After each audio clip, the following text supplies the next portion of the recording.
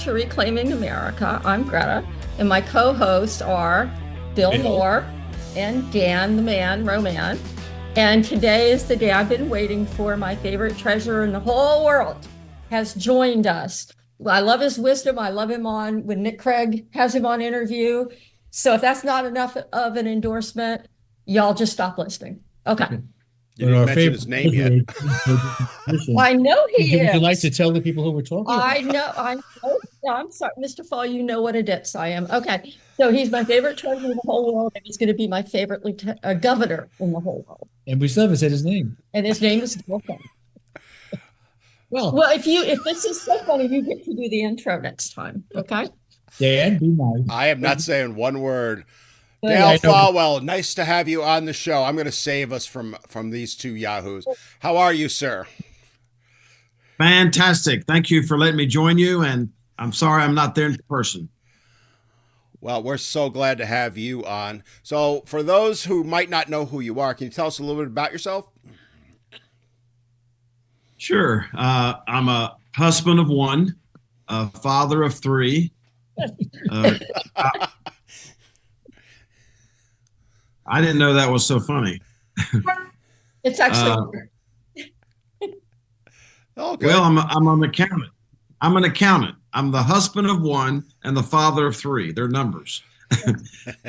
And the Lord is at the center of my joy. I've spent a third of my life as a blue collar worker, where I had to take my shower at the end of every day, and a third of my life in working in the investment business, and a third of my life partly part-time in public service as a school board member legislature 8 years.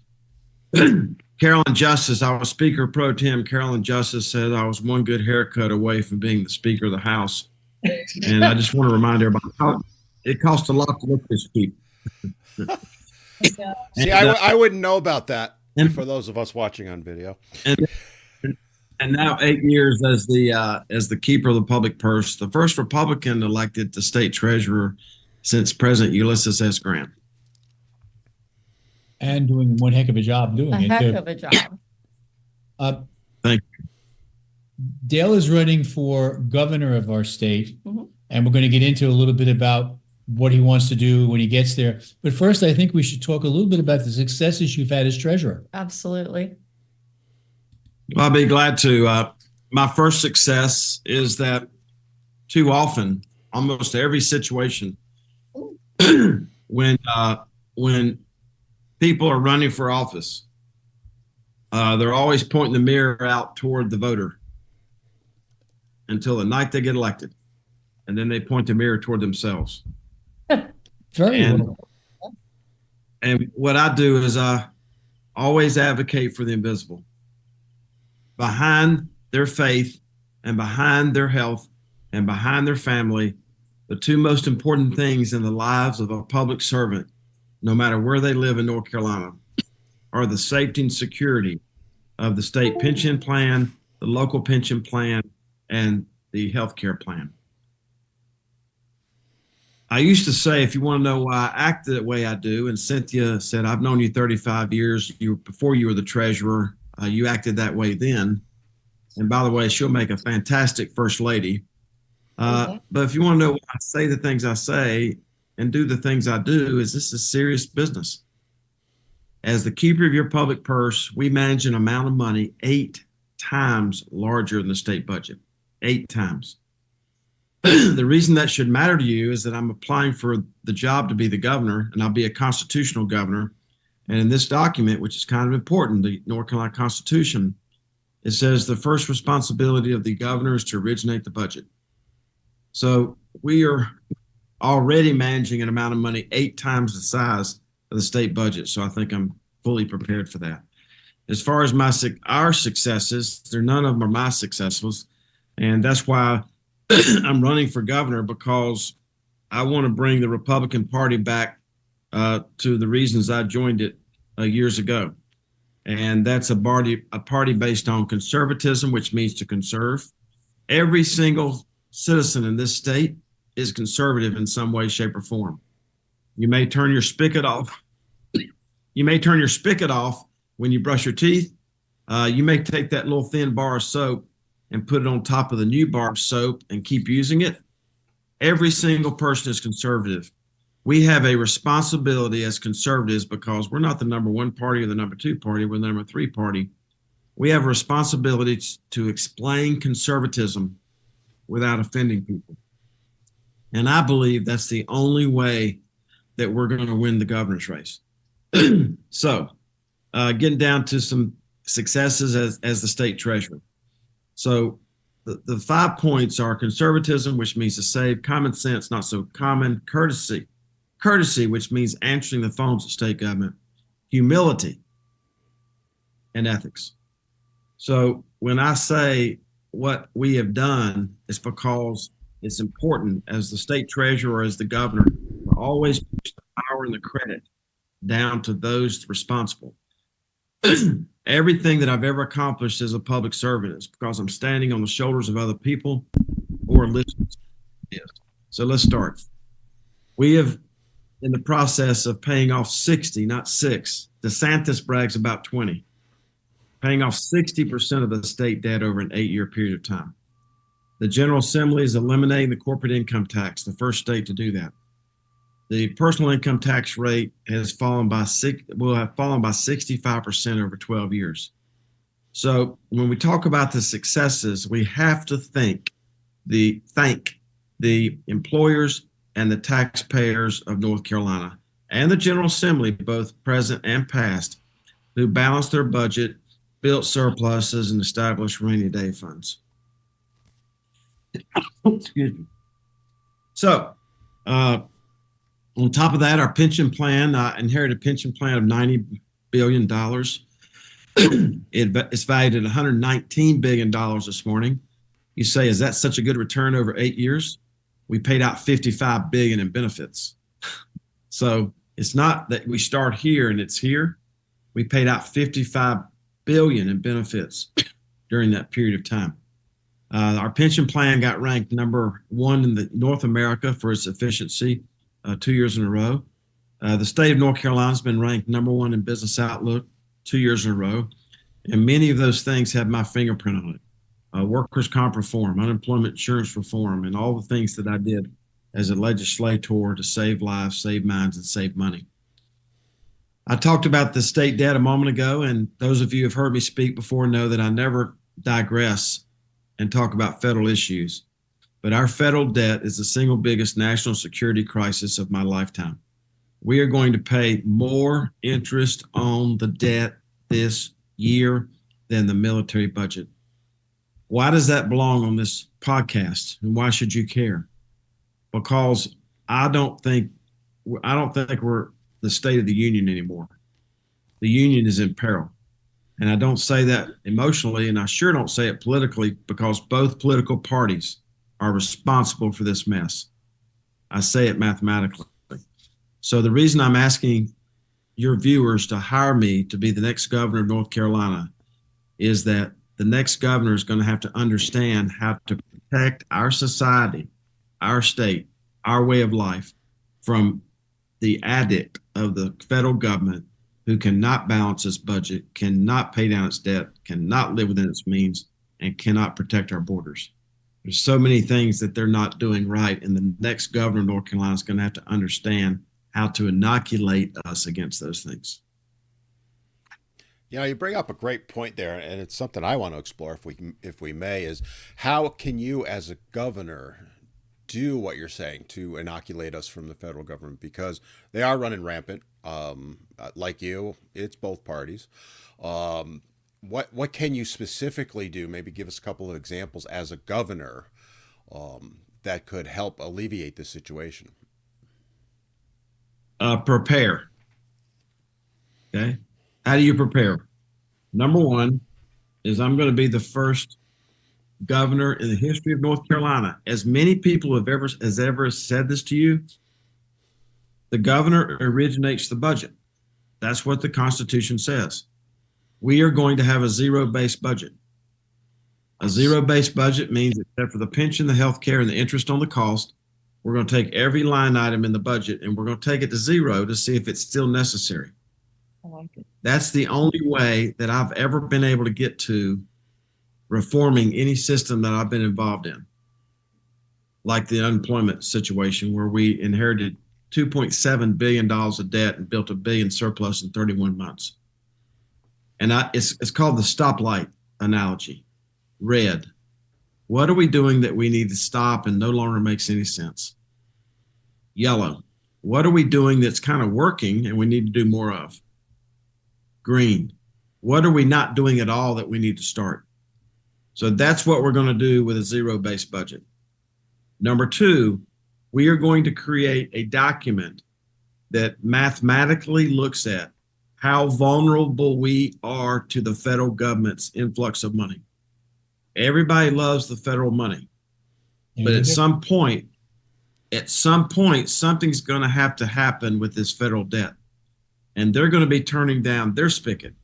And when they turn down their spigot, then it's going to impact North Carolina's budget.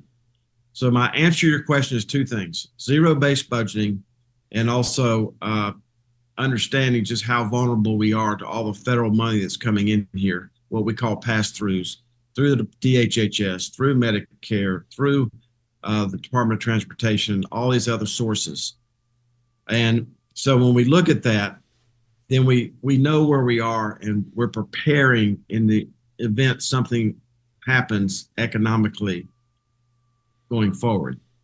Now, what can we do about inflation? Inflation is a thief. It's especially a thief for those that are on fixed income or low income. They don't have anything that will inflate up in value. So every time that they go to the grocery store or put gas in their car, just a little bit at a time, they're getting robbed. So I'm going to be the governor who understands how these concepts work and will work to protect North Carolina from these situations. And I'd be glad to take a follow-up question. Danny, you done with that? Or? Yeah, go ahead, Bill. Okay, when you start talking about the influence of the federal government, it's massive because, as you say, the dollars just keep flowing and people just can't get turned off to that money flow. How do you work with the General Assembly to cut off that money?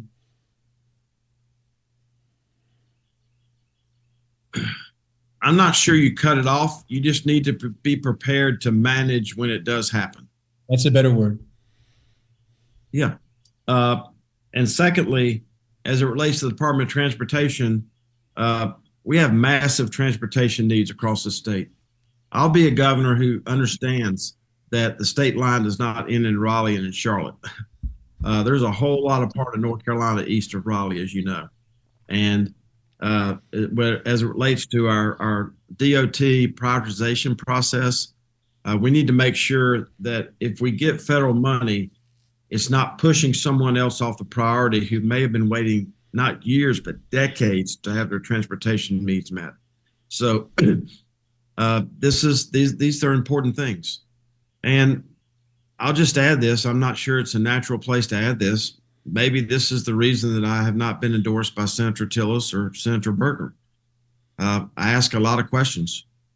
And the questions I ask are always on behalf of the taxpayers who are out there working 1 and 2 jobs, paying their taxes and hoping for a better outcome. That's who I work for. And that's the reason I've been the best treasurer money can't buy. And I'll be the best governor money can't buy. Following again with that direction that we were just talking about, we lose a lot of money annually because of the gas tax money is shrinking. You know, we're getting better mileage to the cars. They've got the electric cars, which don't pay taxes, which we build our roads on. So how do we address that issue and still, maintain or improve the roads in North Carolina? It's a fantastic question. Number one, part of this document that I want to create that you've never heard anybody else speak of, it's going to show us with bright sunshine that we're a donor state, that we're sending up more than it's sending back. That needs to be addressed. You cannot be the number 1 state in the country for business outlook and business activity, the 3rd fastest growing state, and the 9th most populous state, and be a donor state where we're sending more money to Washington, D.C. for transportation that's being sent back to us. So I'm keenly aware of this. I'm actually the candidate in this race that likes math. And I look forward to resolving this issue. It's like a puzzle. And in case I forget to say it, conservatism is fun. It is fun to save. People are so depressed right now about all these topics. It is fun to save. It is fun to fix. I love doing both. Along those lines, speaking of savings and all that, one of the things that we're seeing is people are really struggling right now to just make ends meet, for a wide variety of reasons. We've talked about taxes. That's part of it. Inflation, the economy as a whole. What do you foresee as governor that you can do to help with that within the state?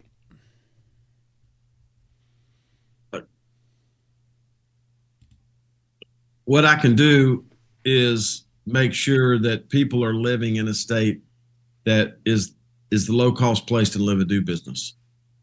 The governor doesn't have a lot of control over what people make, but they can sure set the tone on how much they keep. And, that's really all that matters is the net. As it relates to your neck of the woods, Governor Martin, who has endorsed me for governor, by the way, Governor Martin said, if you elect me, I'll get I-40 to Wilmington, North Carolina. And he did. I'm telling your viewers that if you elect me, I'm going to get low-cost natural gas to Eastern North Carolina.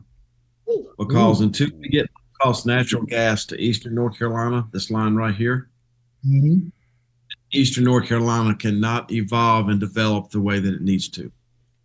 And when you bring low-cost natural gas to Eastern North Carolina, not only is it a boom for economic development, but also lowers the cost of living and doing business in those areas.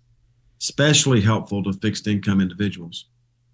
And that's why I'm so excited about winning this primary and being the next governor of North Carolina, because I love saving, I love fixing, and I love being able to explain conservatism to folks in a way that doesn't offend them.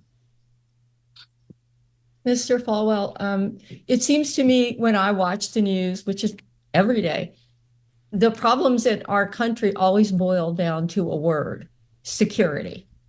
And people are insecure about food, about fuel, about their savings, about making ends meet, what have you. But I'm also told that North Carolina has great expansion capabilities, both in the area of bringing in business and things like expanding our agriculture. Can you speak to that, the agricultural sector and how they're doing and what they're asking the state to help them do? Sure. The three big things that I think about when I think about agriculture is, number one, let's never forget that food doesn't come from a grocery store. Exactly. Food comes from a farm. And if you look at the two of the biggest expenses in being a farmer, Mother Nature.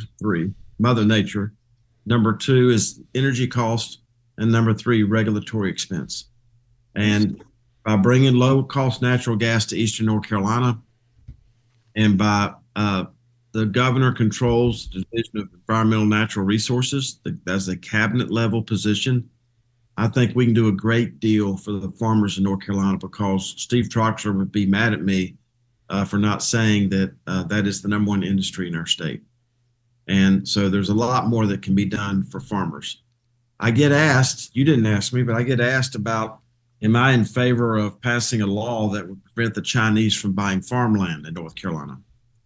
And I think it's time in our society that when someone like myself doesn't know the exact answer to something, then we should just say, we don't know the answer to that question. I'm a motorcycle mechanic. I'm a garbage collector. I'm the least likely person to have ever gone to Winston-Salem State and UNC Greensboro, but I did, and now I'm here. And what I learned along the way is that it's okay to tell people you don't know the answer. I am not an attorney. I don't know how you prevent China from buying farmland in this state. But I do know this: you better be watching about the real estate they've purchased on both sides of the Panama Canal. Yeah. They control the Panama Canal. you better be worried about all these things you hear about on the 6:30 news that are happening in the Suez Canal. So I'm very concerned about them foreign entities buying up our farmland in North Carolina, but I'm as interested as in the choke point that could occur when they decide to put their thumb on the United States of America through the Panama Canal and through the Suez Canal. Yeah. None of us are anti-immigration. None of us, okay?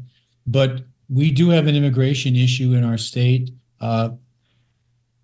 How do we address that, considering the government is a wide open spigot and they ship people in at night on planes and whatever else without telling anybody they're coming? We are a border state. Bill, I was the first candidate to announce for governor. I was the first candidate to file for governor. And I'm the first Republican in North Carolina to stand with Texas. But I'm not like everybody else. I have a plan. The plan is, number one, you can't stand with someone until you know what your own capabilities are. So convene the leadership of the National Guard, North Carolina National Guard. Number two, make sure our borders are protected. Number three, work with Governor Abbott and other southern state governors to see how we can work together to help them do the job the federal government has failed to do. And number four, and you expect to hear this from an accountant, any penny of North Carolina money spent on doing the job that the federal government is supposed to be doing, I'm going to send them a bill as the governor of North Carolina. There's no reason why our taxpayers should be paying for something the federal government is responsible for. So I believe I will work with Governor Abbott, when necessary, send the North Carolina National Guard to help him in this process, and we will be sending the federal government a bill for that. And on that note, guys, it's time for our first break. So we're going to go ahead and pay a few bills, as Bill likes to say, and we'll be back in a couple of minutes on Reclaiming America.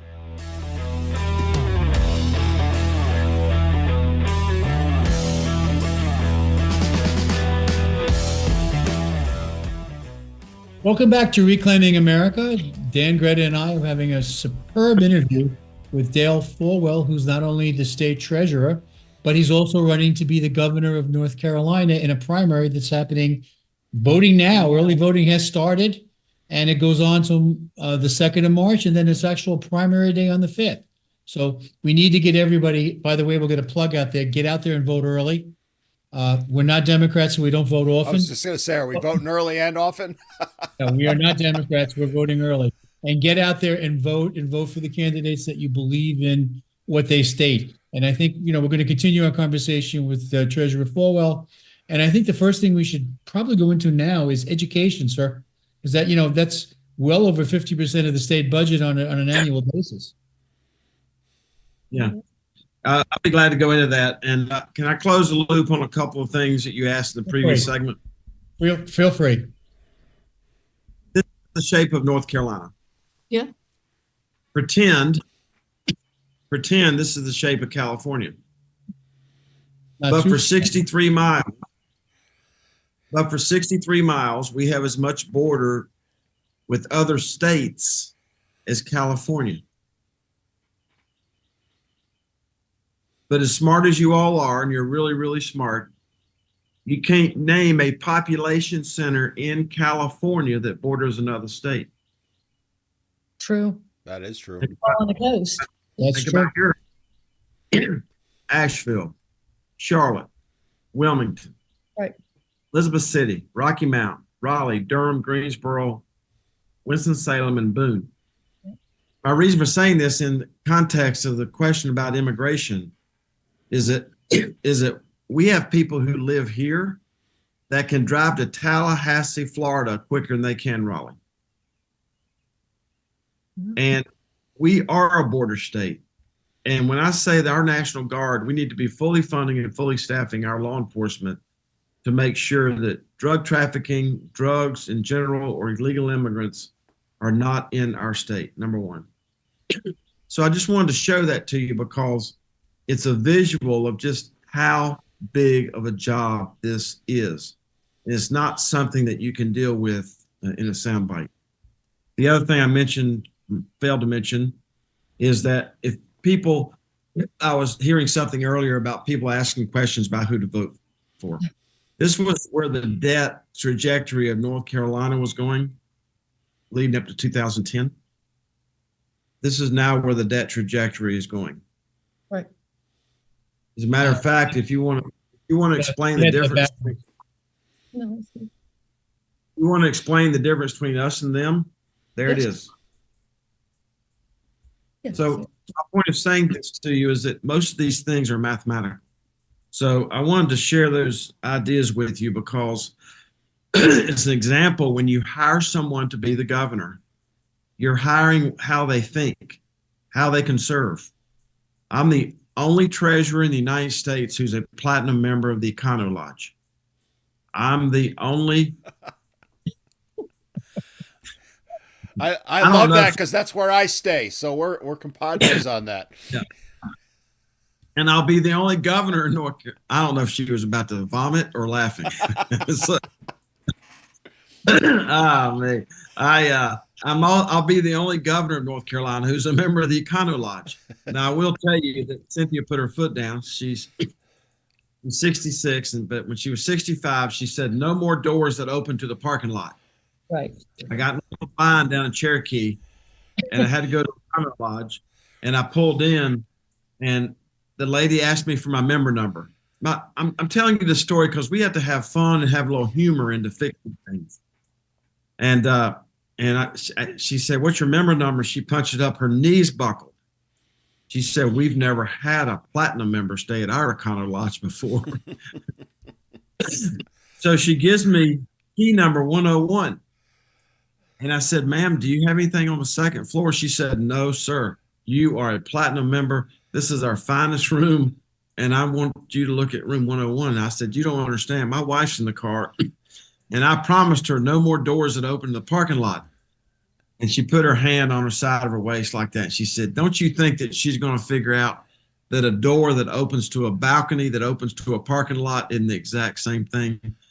And my point of saying that to you is that in the context of these things, it's important to know when you hire a governor to be the CEO of the state, that you know how that person thinks, and you know that there's no gaps between their personal life, their campaign finance life, and their governmental service life, and there's no gaps with me. So at that, I'll just jump into education. One thing that COVID did is it put a lot of sunshine on what is or is not happening in our educational system. And there's no one that is more responsible for that than Governor Cooper. When he shut down the schools and let them shut down, kept them shut down. He's been irritated with me on several occasions, but I think one of the strongest things that he was irritated with me about is when he would not convene the Council of State. And I said, if you can put 24 kids on a school bus, why in the hell can't you put 10 of us in a 2,000 square foot room to discuss the important issues, going back to your point, the food supply, shutting down schools, the Treasury. I mean, all the important functions of Council of State. So what has happened since COVID especially is that parents are being parents because good government starts at home. And they're choosing other educational sources to meet their kids' needs because nobody knows the kid like the parent knows the kid. Now, this is what I'm in favor of school choice. I vote that way, but I'm also in favor that any educational entity that's receiving 1 penny of taxpayer money, that it be held to the same standard, the same level of transparency, and the same account as anybody else that is receiving a penny of taxpayer money. Now, on education, I'm against CRT and have voted against that at every turn. We should not have books in our library that if I showed them to a kid, I'd be arrested for. I mean, these are just talking points. I mean, these are important points. But the fact is you need somebody who knows how to run the government to actually fix these problems. We cannot be Ernest T. Bass, the fictional character on the Andy Griffith Show, where every problem is a window and every solution is a rock. You just get to throw the rock, break the window, you get to giggle and dance, then you go and break another window. You know, the root word of conservative is to conserve, but the root word of courage, I mean, we need courage, not rage. And courage, C-O-U-R, means from the heart. It means, what are you going to do about these things that need to be fixed? So one thing that needs to happen is that we need to get rid of the bigotry of low expectations in our youth. When I was interested in an AP course back in the late 70s, I was told I'd be better suited bagging groceries at the A&P grocery store. Now, that seems kind of funny, but it's actually pretty sad. I was told that I was going to make my living with my hands, my back, and my feet, you know, for the rest of my life, and I was determined to do that.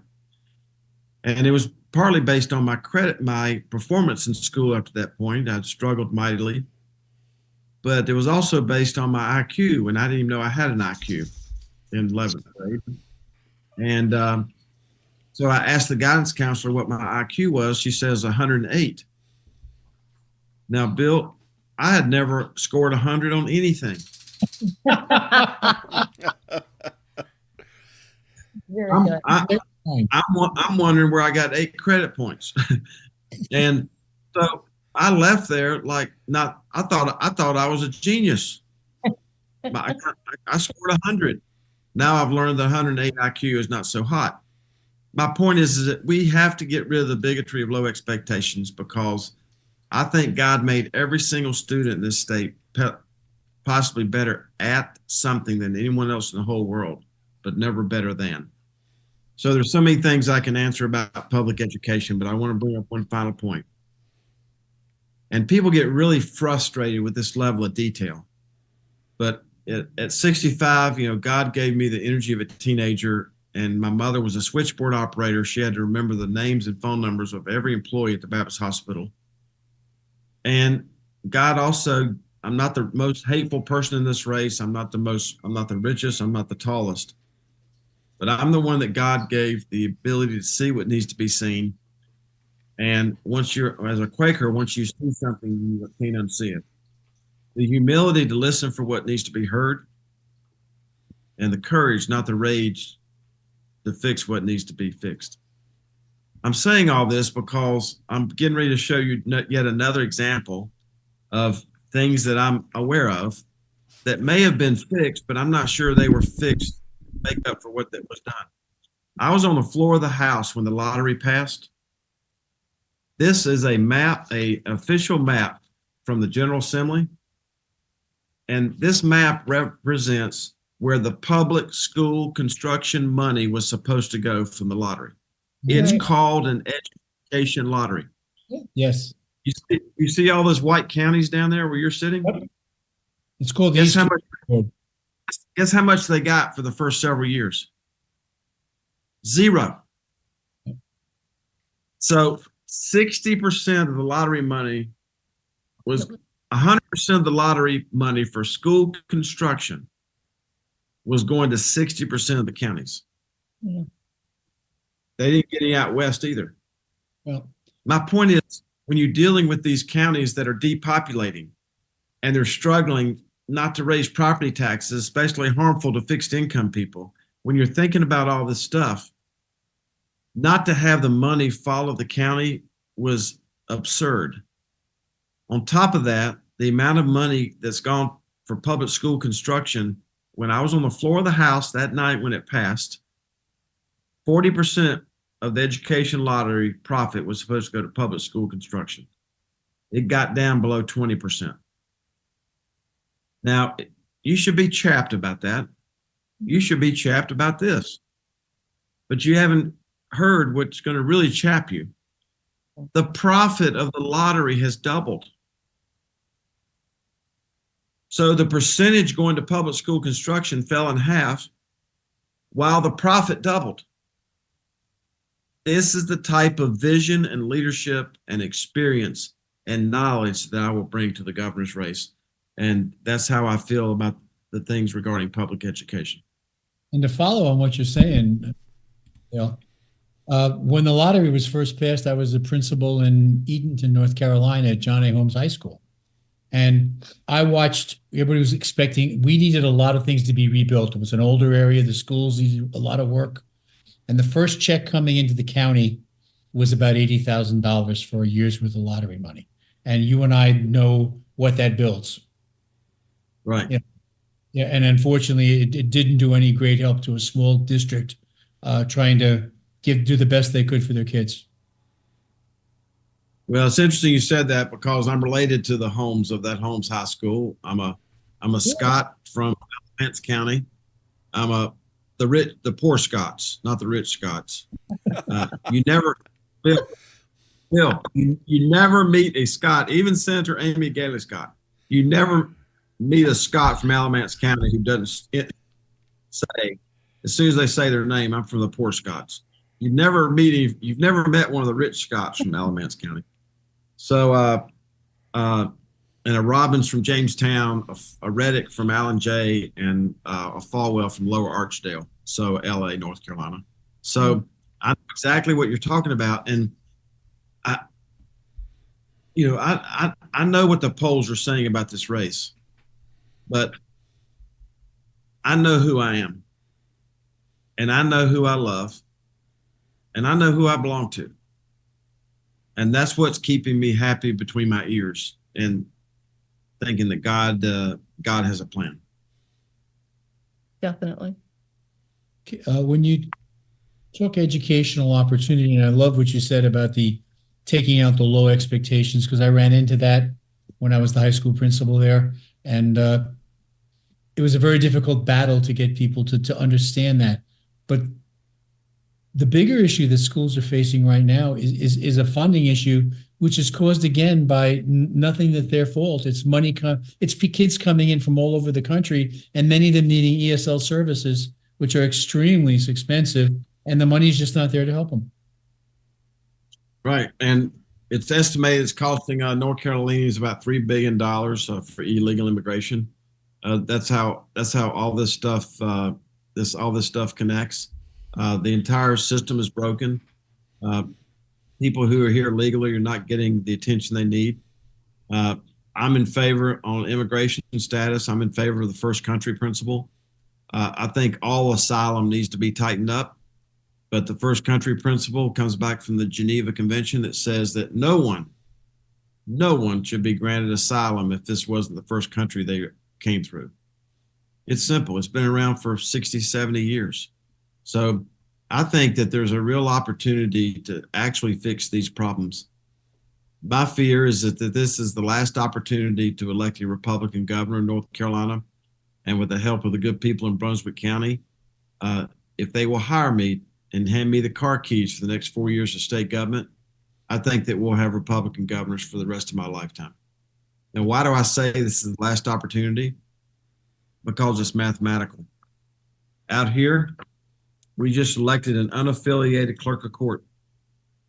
Over here, we just elected an unaffiliated sheriff. And now we have our second unaffiliated sheriff down here. The reason I say that is that I think this is the last opportunity to elect a Republican governor in my lifetime. And this is not something that you decide on in March, and then in April you decide you made the wrong decision and you want a refund. It's time to get serious about your vote, and winning Brunswick County will be very important to me. Yeah. Hold up in that second. Well, and we're going to pause there for another break, and we'll be back with Reclaiming America.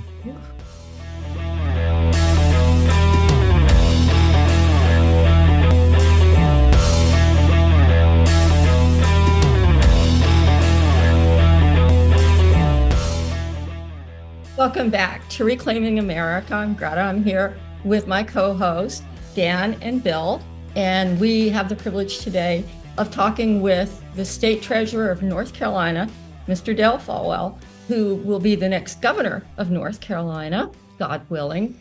And Mr. Folwell, I wanted to ask you about your endorsements, and can you just kind of brush us through that? You know, it sounds like you're getting some good ones. Yeah, I've, as I said earlier, I was not endorsed by Senator Tom Tillis or Senator Berger, and You should ask them how that happened. But I've been honored to be endorsed for the first time in the history of North Carolina. The State Employees Association has endorsed me to be the next governor. Former Governor Jim Martin, Charlotte Police Chief Kara Putney, who some of you remember that name. The other groups, North Carolina Grassroots Government just endorsed Dale Folwell to be governor. The Beaufort Observer just endorsed Dale Folwell. I think I heard that Liberty First in Johnston County has endorsed me on their push card, and standing for healthcare freedom, health freedom in North Carolina, also just endorsed me. So, in addition to that, I'm winning all the straw polls. The one in Charlotte, the Republican women, they make people vote before and after. Of course, Mark Robinson refuses to show up for work, and he refuses to show up for a debate. Even when we were in the same building in Franklin, North Carolina, an hour west of Raleigh, Asheville last weekend, we were in the same building at the same time for a gubernatorial debate, and he would not debate. In the same building, in the same time, an hour west of Asheville, North Carolina. In the straw poll at the Mecklenburg Republican women, he walked in with 66% and walked out with 11. Brilliant. Very nice. I walked in with 15 and led the field, walked out with 41. That's great. The conservative leadership poll, I led that by double digits. The Huns in Charlotte, I led that by 20 points a few weeks ago. So these endorsements and straw polls are kind of interesting, but what really matters is who do the voters of Brunswick County and surrounding areas, the people in North Carolina, who would they hand their car keys to for 4 years and that car not be repossessed and come back and find it in better working condition? So we're talking about the car keys of the Board of Elections, DMV, DOT, DHHS, DENR, Cultural Resources, all the Department of Revenue. All these agencies report to the governor of North Carolina. And people, it's time to get serious about their vote and ask them who would they hand their car keys to and come back 4 years later. I know we're going to run out of time, so I want to make sure I say this about the grassroots of this state. And if I lose your vote over this, I'm sorry. If you don't have me back, then I'm sorry also. But the elected officials in North Carolina have given the middle finger to the grassroots of this state. And as your governor, I'll be a constitutional governor who does not pick and choose which laws to apply, does not pick and choose what this document says, and does not pick and choose what this document says, which is the Republican Plan of Organization. That's the type of governor that I'll be. I have not seen this myself, but there are other people running for governor who are actually charging honorarium or charging fees to have him come and speak to grassroots groups. Yes. I will never and have never done that. Every time that anyone from Brunswick County has invited me to speak, I've never asked for gas money. I've never asked for an honorarium, and I've never asked for you to put me up. Well, that is true. I think that is a middle finger to the grassroots of this state, and I will be coming around more often than you desire, because saving money is fun and fixing stuff is fun, and we have an opportunity to build a Republican Party based on hope and not hate, courage and not rage, and that's why I'm asking people for their vote. Hey, Dan, we have about 2 minutes. Is there anything else you want to add to your closing lines to everybody? No, I was pretty good. I mesmerized, to be honest with you, with what he was saying, because it's so refreshing to hear this honesty and to hear someone who's not a politician, if I may be honest and say that. I hope Mr. Falwell is okay with me saying that, but you're not a politician, in my opinion. You are an honest man who's done a fantastic job, I might add. And I will tell you right now, you have my vote in the primary. So, and I'm not saying that because you're on with us. I announced that beforehand. So, wholeheartedly support you. I appreciate that. And Actually, if you go to our website, dalefolwell.com, you can support us financially. It's cheaper if you mail a check, but you can go online and contribute. And there's a couple of things I want to point out to you.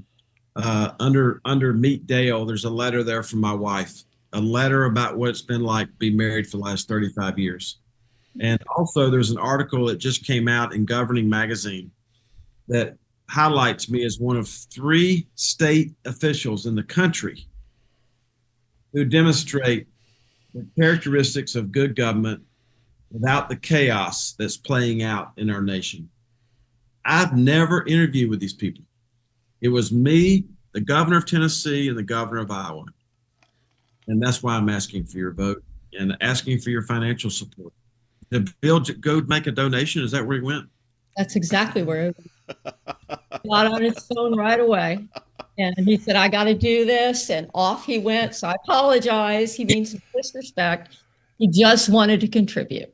Yeah. But anyway, I'm sorry I'm not there in person. And in the spirit of former Congressman John Lewis, he said, it's okay to get into good trouble every day. When I've taken on Larry Fink, the only person in the country to ask for him to be fired, when I took all of our proxies out of BlackRock, when I've taken the big drug companies, the big healthcare companies, and the big insurance companies, I've surely made all the right enemies. But in the last 2 elections, I got more votes than Donald Trump did twice. Twice. And I got 500,000 more votes than my opponents did versus Josh Stein. We can win this. The only thing standing between us and victory is us. And that's why I need your prayers and your votes and your financial support. Absolutely. Well, thank you so much for coming on with us, Mr. Folwell. It was truly an honor for us. We do have to go ahead and wrap things up. Greta, do you want to tell people where they can find us? I'll put you on the spot this time. I'll take my best shot. This is usually you and Bill's game. I know. Okay. Oh my God. Okay. Rumble, Apple, Twitter, YouTube, Spotify. You got them all. And TikTok for the show, and then TikTok for Bill's occasional daily commentaries. But you did very well with that. Well, thank you so much. I'm sorry, guys. I had a call I had to handle. No, I told No Mr. worries. We're just wrapping up, Mr. Bill. So on that note, we're going to go ahead and shut things down. Bill, Sir. Go ahead, Mr. Folwell. Go ahead. I'm back, Dan. Yeah, I'm back, you're all Dave. good. All right, we're wrapping things up, Bill. Wait a minute. He's still online. you said you had to rush off. No, I You had said you had to rush off to make. He did. I had a call said you had to- about early voting I had to take. Oh, they said that you rushed off to make a contribution. You must not have made it hurt because you didn't. Well, as a matter of fact, if you look at the records, I've already done that. That was a great down payment, by the way. Thank you. Very well played. Thank you so much for joining us, Mr. Well. And this thing will be up as of Monday. I hope you get this word out. It's exciting to save money. It's exciting to fix things. It is. Thank you. Have a great weekend.